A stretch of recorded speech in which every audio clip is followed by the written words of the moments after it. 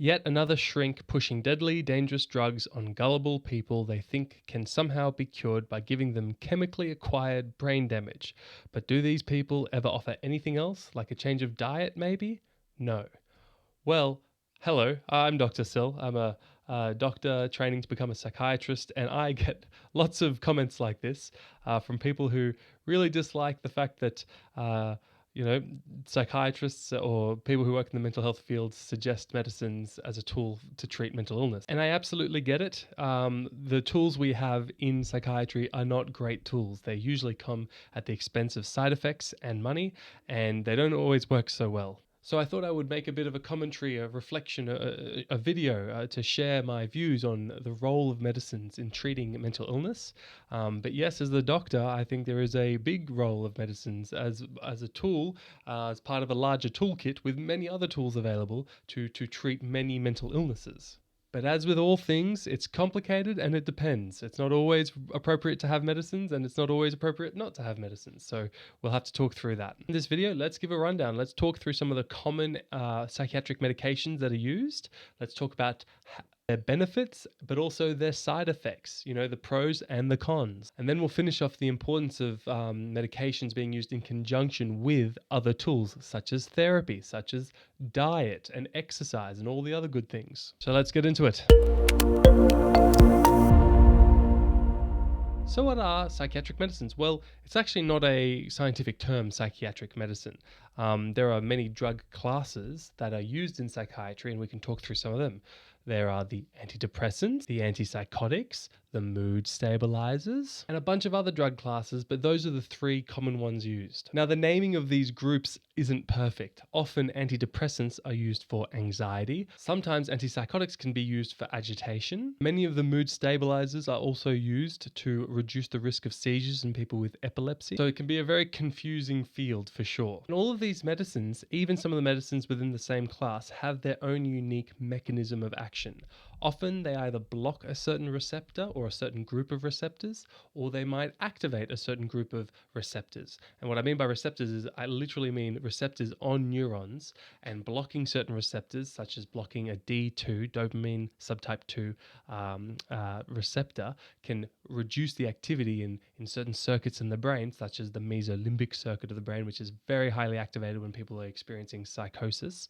And then therefore blocking that, reducing the activity, can reduce the symptoms of psychosis. Now, as with all things to do with the brain, we are not 100% sure how these medicines work, and it's going to take a while before we are. But all the medicines that are out there have passed, a vigorous safety testing, and they have undergone risk-benefit analyses to show that, in the population that they're indicated for, the benefits outweigh the risks. So let's talk about the benefits and the risks. What are the benefits? Well, sometimes, and quite often, the medicines work really well to reduce whatever suffering someone is experiencing, or at least work as they reduce it, right? I'm not saying they fix it completely and that you take a pill and that life is beautiful and you're dancing in a field. But if someone is coming in super paranoid, super distressed, and they start on whatever it is, aripiprazole or olanzapine or whatever, often that paranoia or that distress can be at least substantially reduced so that they can continue living a life they want to live. Or with someone who's experiencing PTSD and having problems sleeping, having the right medicine to help them sleep can be very therapeutic for them. Now, it's not always this simple. Sometimes it's a bit more complicated. Like, for example, anxiety disorders. Often the main thing that, like generalized anxiety disorder, the main thing that makes a difference there is therapy, working with a therapist. Okay, yes, medicines can help. They can reduce the extreme senses of anxiety that someone experiences, but the medicine really should be used as a tool to be able to engage with therapy. If someone cannot engage with therapy at all, they find it too distressing, then definitely they can just do the medicines. But the best is when they work in conjunction, which we'll talk about later. But the risk, I guess we're getting now to the side effects and the risks of medicines. But here's an example of a risk of medicines. Some people take the medicine and then feel they don't have to do the therapy. And that's a problem. You have to do the therapy. It's up to you whether what type of therapy you do and what works for you. I personally find it would be better for me to understand the origins of a problem, so that I can understand where it comes from and why it's there, and then that gives me a better understanding on how to move forward from that point. Some people don't want to do that. Some people don't want to understand and go through their history and stuff. That's fine.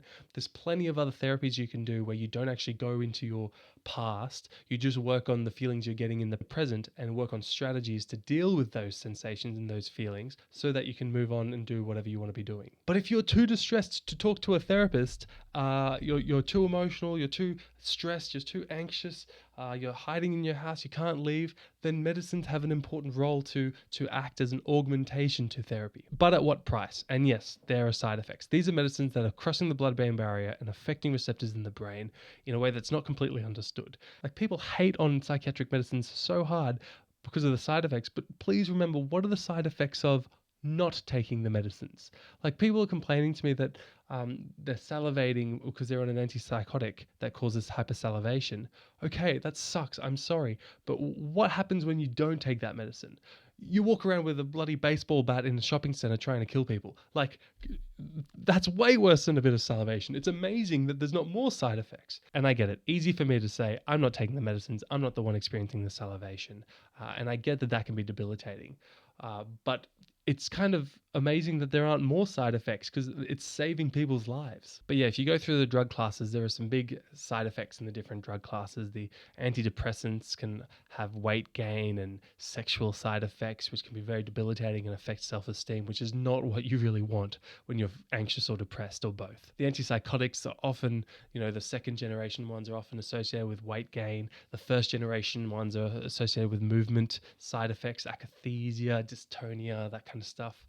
I guess the key thing to say is these side effects can be managed, drugs can be changed, different medicines have different side effect profiles, so working with the doctor you can find what works for you, but the thing is, it takes time. You have to be patient. Stop expecting things to be fixed quickly. That's not how mental health works. There's never been a case where a certain pill just resolves a mental illness instantly. It takes hard work, and it sucks, right? You've been dealt, you or whoever that has a mental illness, you've been dealt a harsh hand. It's either their childhood or their genetics, or a mixture of both, and both of which you don't really control. So it's not really anyone's fault. But we just got to do the best we can do at this present moment with the tools that we have. And that leads to the next part of the video, all the different tools that are available. So this comment about someone saying, do we ever recommend diet or whatever? Absolutely. Maslow's hierarchy, right? You need to hit those basic security needs of shelter, of connection with people, of a healthy diet, good sleep. I mean, sleep is a performance enhancing drug. It is the best and most important part of all of health. I think no one can be healthy on bad sleep. So that it all starts with sleep. And then, yeah, good diet, good relationships, if possible, a meaningful work that engages you. And sometimes medicines, right? That's one of the many tools. Psychotherapy is another important tool. And non-pharmacological things exist also for mental illness. ECT is extremely effective in treating treatment-resistant depression. There are new things coming out like transmagnetic stimulation. So it's a very exciting time. Look, in conclusion, there's a lot of mental illness out there, and a lot of it can be treated in part with medicines and other tools. And it's always personalized. You need to work with a psychiatrist and a psychologist that you feel understand you and that listen to you and that get you. And you need to be realistic with expectations. There's possibly going to be side effects to some of the medicines, and then you will have to change. You can try not having medicines, that's up to you. But at the end of the day, medicines should never be used as a tool to not do the work, not do the therapy, not do the exercise, not do the getting out of the house and engaging in society and rah, rah, rah. Like, medicines are an adjunct, they help, but they can't be the only thing that we use. So it's all about balance, and I hope that I've made myself clear. If you have any questions, leave some comments below. If you think this was interesting, please consider subscribing to the channel, I guess. And I wish you all an absolutely beautiful day, and I'll see you in the next video. Goodbye.